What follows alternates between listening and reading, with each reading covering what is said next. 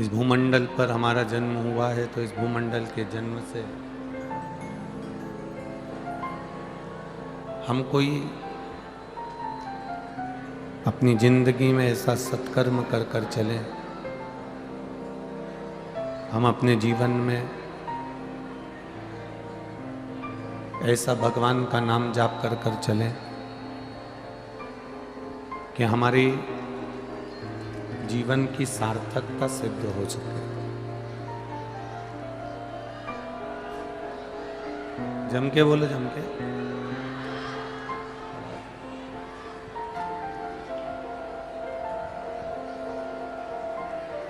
मानव देह, मानव का शरीर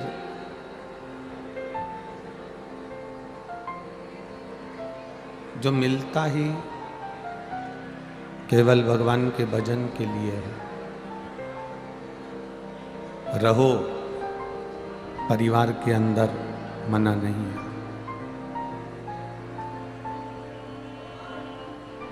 अपने इष्ट मित्रों के साथ में रहो, परिवार में रहो, कुटुंब।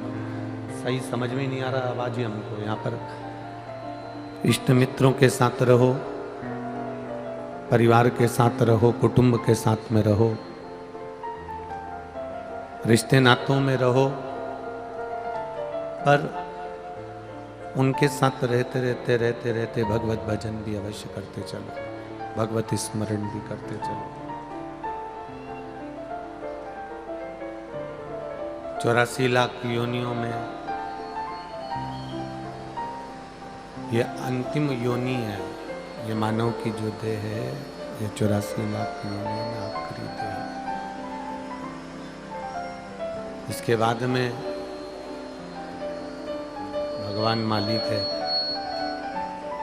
84 लाख योनियों में ये मानव देह आखिरी है। उसके बाद में कौन सा जन्म हमारा होगा, हम किस जन्म में आएंगे, किस योनि में आएंगे, कौन सी हमारी योनि होगी, हमको नहीं मालूम। इसलिए जिस जन्म को हम पाए हैं, जिस योनि में हम पहुंचे हैं, जिस जन्म को हम पाए हैं, उस जन्म को भी यदि हम अच्छे से भगवान का भजन करते हुए, स्मरण करते हुए, भगवत नाम करते हुए, भगवत कीर्तन करते हुए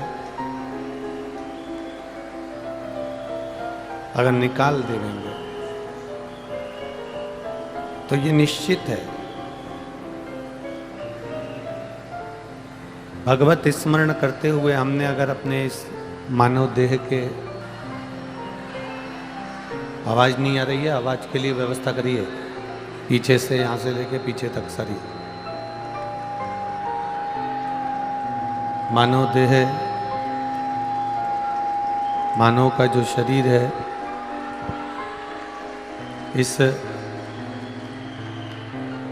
मानव के शरीर का जो सुख है, भगवत स्मरण में, भगवत भजन में,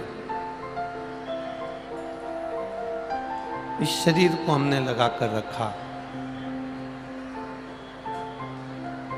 तो मृत्यु लोक पर हमारा आना सार्थक हो गया।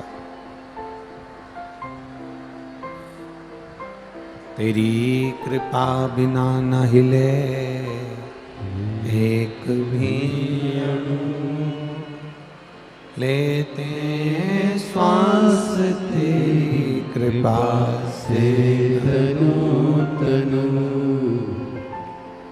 बखान क्या करूं मैं राखों के ढेर का, छपटी बबूत में है खजाना कुबेर का।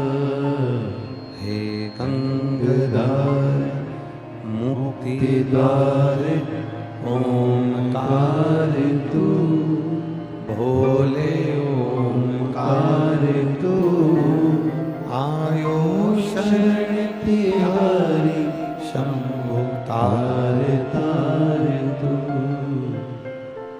84 लाख योनियों को काटने के बाद ये मानव का शरीर मिला है। 84 लाख योनियों को काटने के बाद ये मनुष्य की देह मिली है, मानव का शरीर प्राप्त हुआ है। और यदि ये मानव का शरीर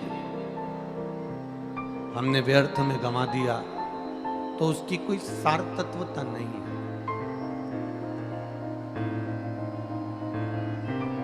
उसकी कोई मूलता नहीं है। ना जाने कितनी कितनी मिन्नत कर कर, ना जाने कितनी कितने हाथ पैर जोड़कर, कितनी कितनी प्रार्थना करने के बाद में, कितना कितना निवेदन करने के बाद में यह मानव की देह मिली है।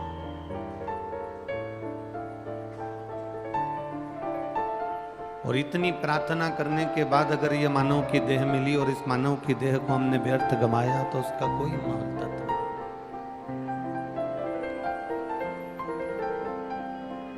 जिंदा रहने के लिए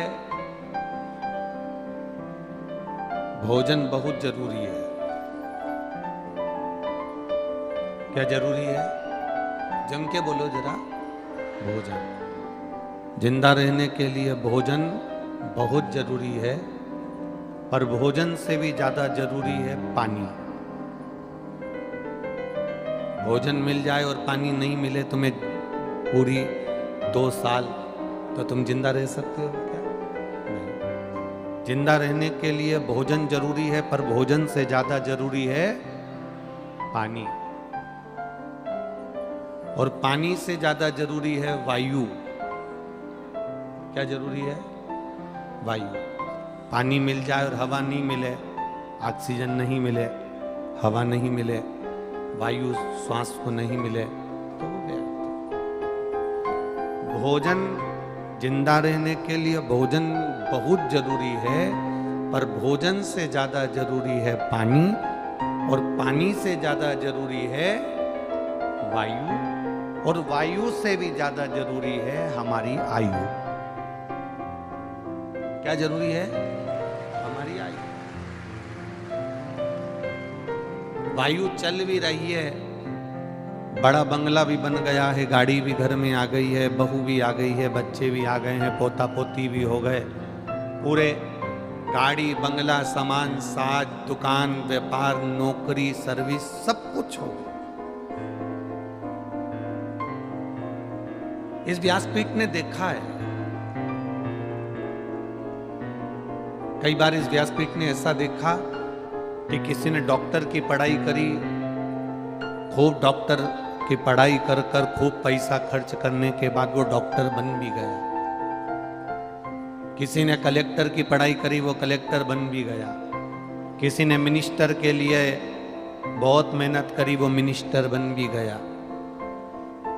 कोई मंत्री संतरी कलंतरी आदि आदि जो बनना चाहिए था वो अपने स्थान पर बन गया। कोई एसडीएम, कोई कुछ कोई कुछ कोई कुछ बन गया। कितना रुपया खर्च करा, कितना पैसा खर्च करा, कितनी मेहनत करी, तब जाकर वो डॉक्टर बना।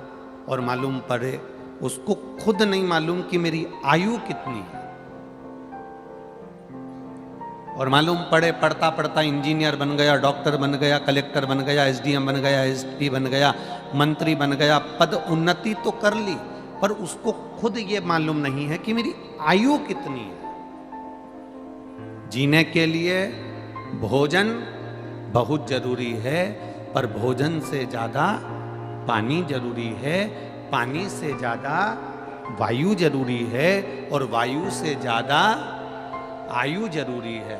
उसने डॉक्टरी की पढ़ाई करी, उसने इंजीनियरिंग की पढ़ाई करी, उसने मिनिस्टर बन गया, एसडीएम बन गया, कलेक्टर बन गया, सब कुछ अच्छे औहदे पर पहुंच गया, पद पर पहुंच गया। उसने डिग्री तो इकट्ठी कर ली, पर डिग्री के साथ में उसने डिग्रियों को इकट्ठा करा, उसने बहुत सारी आय भी इकट्ठी करी, पैसा भी इकट्ठा करा। आय इकट्ठी करते करते वो बहुत ऊंचे ओहदे पर पहुंच गया। उसने आय पैसा इकट्ठा करने का तरीका तो ढूंढा, पर आयु बढ़ाने का तरीका नहीं ढूंढा। आयु बढ़ाने का तरीका ढूंढता तो भोग करता। अब डॉक्टर के पद पर बैठ गए और मालूम पड़े प्राण छूट गए, कलेक्टर के पद पर बैठ गए और प्राण छूट गए, इतना पढ़ा, इतने ओहदे पर पहुंचा, इतनी ऊंची उन्नति करी उसने, इतना इतना उसने प्रचार करा, इतना इतना सुख होगा, इतना इतना आनंद होगा, और इतने ऊंचे पद पर पहुंचने के बाद उसके प्राण छूट गए। तो उसने मेहनत तो करी, आय जोड़ने का साधन दुनिया के लोग ढूंढ रहे हैं, पर आयु बढ़ाने का साधन दुनिया के लोग नहीं ढूंढ रहे। केवल एक शिव महापुराण की कथा ऐसी है जो तुमसे कहती है कि शंकर जी के मंदिर में जाकर एक लोटा जल चढ़ाना। क्यों चढ़ाना?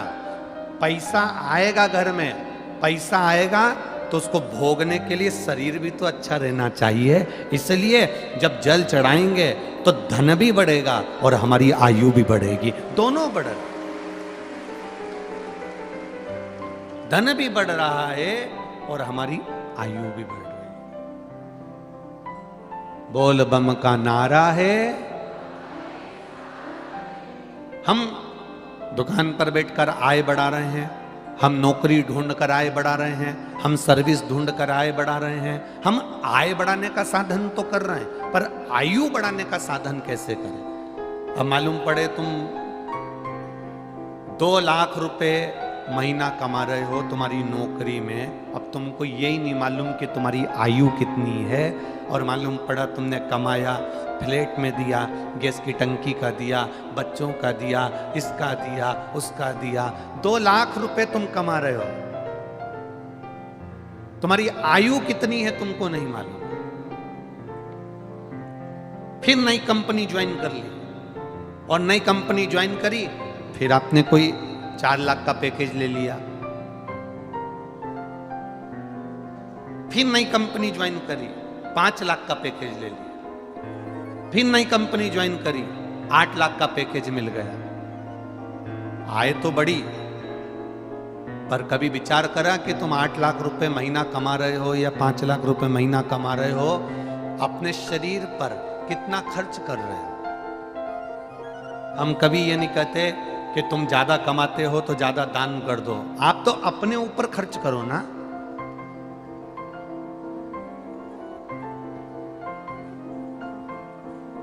दुकान पर बैठे हो,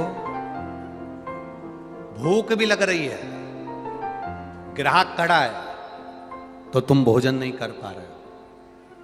टिफिन रखा है दुकान पर, तुम भोजन नहीं कर पा रहे हो।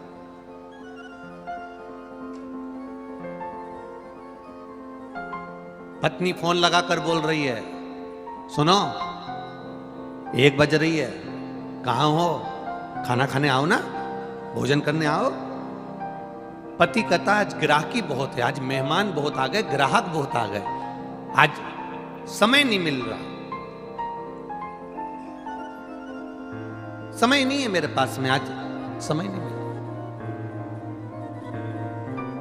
सुबह 8 बजे से लेकर रात को 9, 10 बजे तक मॉल खोल कर बैठे हो, दुकान खोल कर बैठे हो, ऑफिस खोल कर बैठे हो, मेहनत लगे हो करने में, तो अपने शरीर को क्या दिया तुमने? शरीर को क्या दिया? बीपी की बीमारी। शरीर को क्या दिया? शुगर की बीमारी। शरीर को क्या दिया? थायराइड की बीमारी। शरीर को क्या दिया? जोड़ों का दर्द। शरीर को क्या दिया? डिप्रेशन। शरीर को क्या दिया? आंखों पर चश्मा। शरीर को क्या दिया? कानों में मशीन। शरीर को क्या दिया? मुख में दांत भी नकली। शरीर को क्या दे रहे हैं?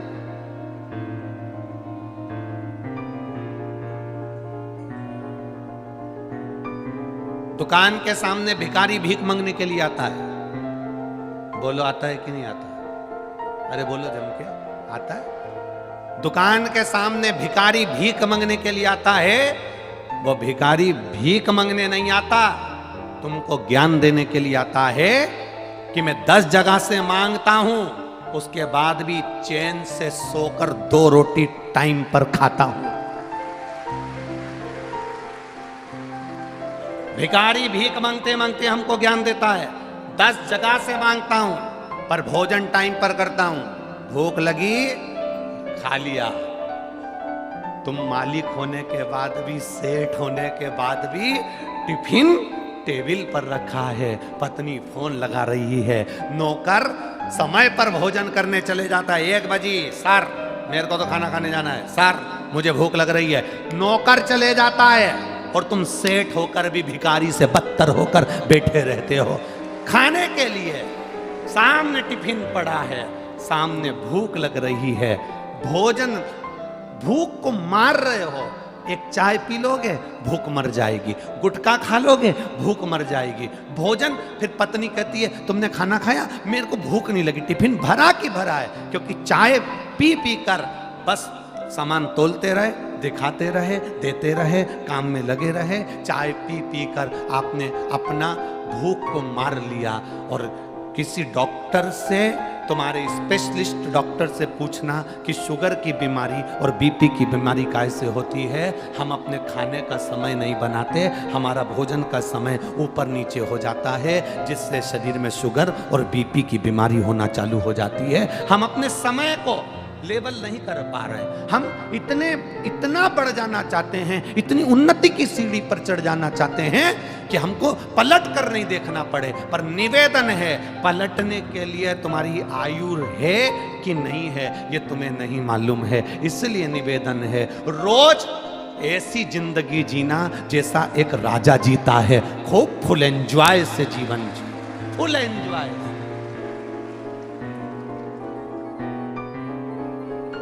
जिनके घर में नौकर काम करते हैं, जिनके घर में सेवक काम करते हैं, जिनके घर में नौकर काम करते हैं, एक सेठ को देख लेना और एक नौकर को देख लेना, कितनी खुश की जिंदगी जीता है नौकर। कंगा पाटी फाड़ के, पैंट शर्ट पहन के, आंखों पे चश्मा लगा के, जीन्स में पट्टा डाल के, टी शर्ट पहन के, रोज नए नए बदल के दुकान पर और ऑफिस में आता है। और सेठ वही घिसा फटा अलमारी में से निकाल के, कॉलर फट रही है, रुमाल देख लो तो नौकर भी कह देता है सेठ कभी तो धुलवा लो, रुमाल की यह हालत हो।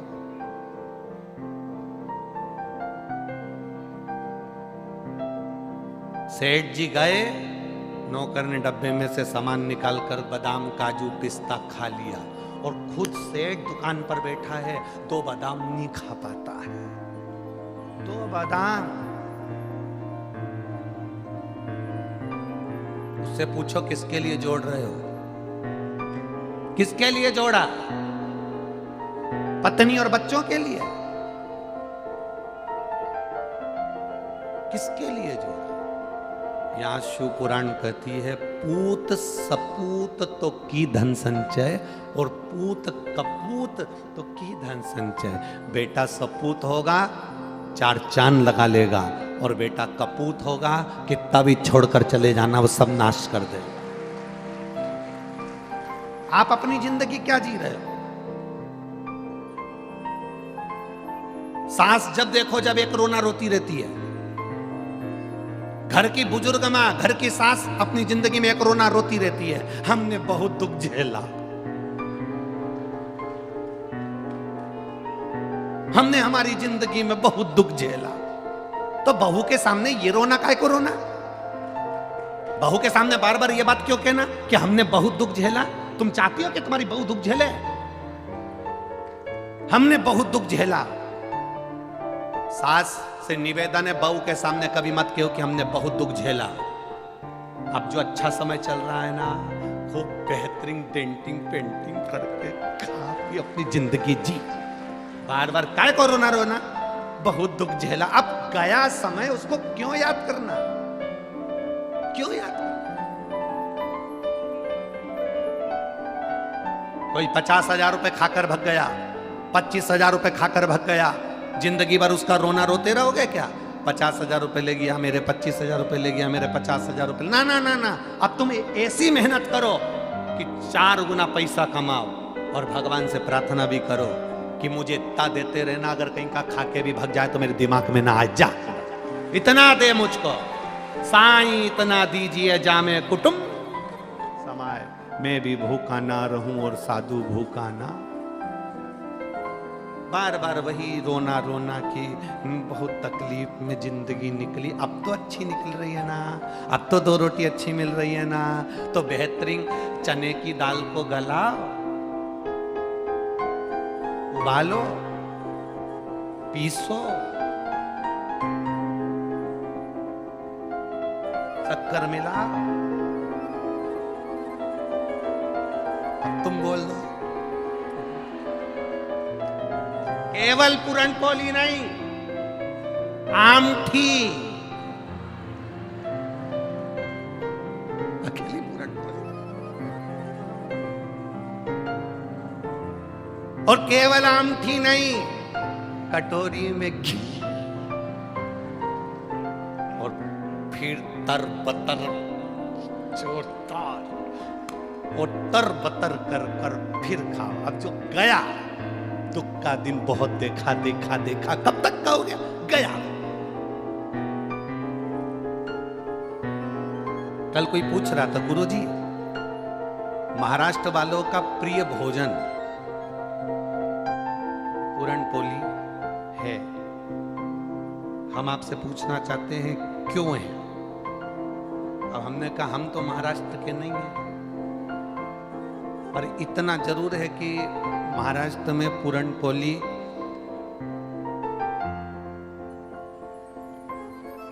इसलिए प्रियता होती होगी,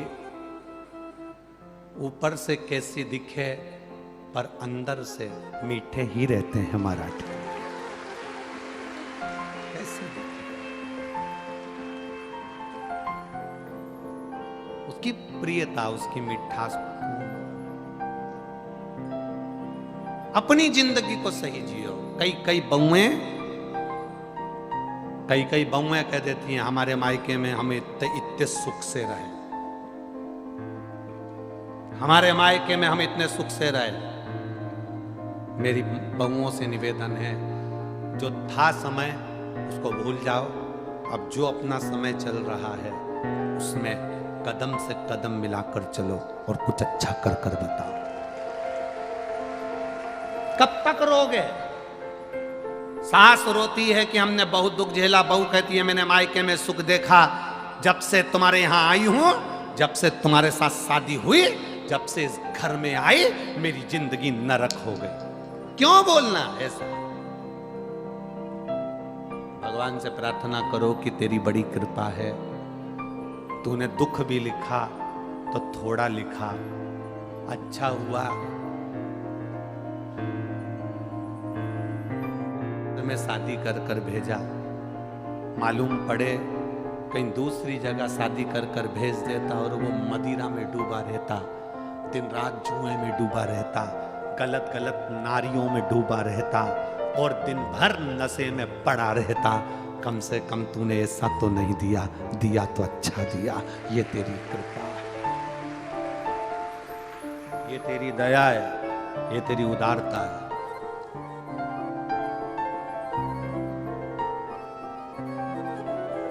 जो मिला है उसमें अपने सुख का स्मरण करिए। वो एक फिल्म बनी थी, उस फिल्म में वो माता जी की चोटी ऐसी थी, उसका गाना था भला है बुरा है मेरा पति मेरा।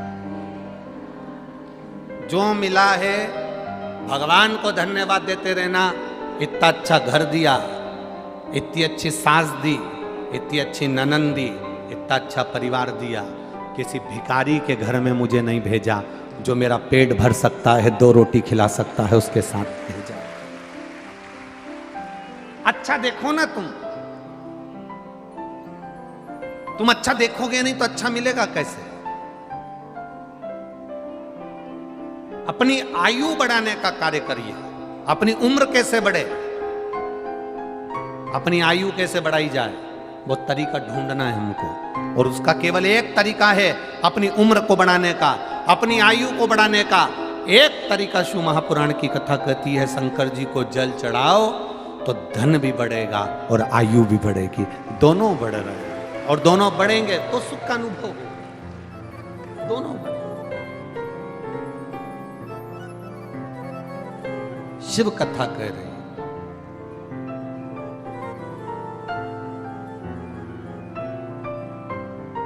हमारी सास के पास बहुत सारा है, वो कभी हमको कुछ नहीं देती। हमारे ससुर जी के पास में बहुत सारा है, वो हमको कभी कुछ नहीं देते। जब देखो जब वो ननंद को दे देती हैं, बड़े भैया को दे दे, छोटे भैया को दे दे, मंजले को दे दे, संजले को दे दे, वो हमको नहीं देते हैं। हमारी सास के पास बहुत सारा है, वो हमको कभी कुछ नहीं देती है। कभी अंदाजा लगाना, तुम्हारी सास के पास बहुत सारा है, वो तुमको कभी नहीं देती है। तुम्हारे पास भी तो अलमारी में बहुत सारा है, तुम कब अपनी सास को एक साड़ी दे देती हो? हम दूसरे से आस लगा रहे हैं, और जब जब हमने संसार वालों से आस लगाई, वो आस टूटी है। तुम परमात्मा से ये कहना, हमारी सास किसी को भी सामान दे दे, हमारा ससुर किसी को भी दौलत दे दे, हमें कोई मतलब नहीं। भोलेनाथ, मुझे मेरे भाग्य का देना, दूसरे के भाग्य का रहता है तो चले जाता है, अपने भाग्य का टिकता है। दूसरे के भाग्य का मिलेगा तो वो चले जाएगा, पर अपने भाग्य का टिक जाएगा, अपने भाग्य का रहेगा।